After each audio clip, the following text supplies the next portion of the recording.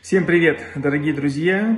Меня часто спрашивают по поводу кашля у детей, и это всегда сложная проблема.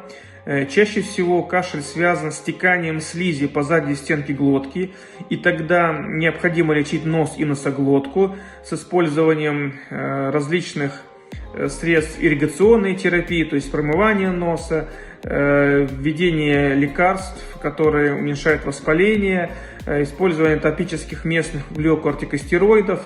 Но нередко это бывает и проблема нижних дыхательных путей, поэтому обязательно консультация педиатра для того, чтобы провести аускультацию, для того, чтобы послушать нижние дыхательные пути и определиться с тактикой лечения.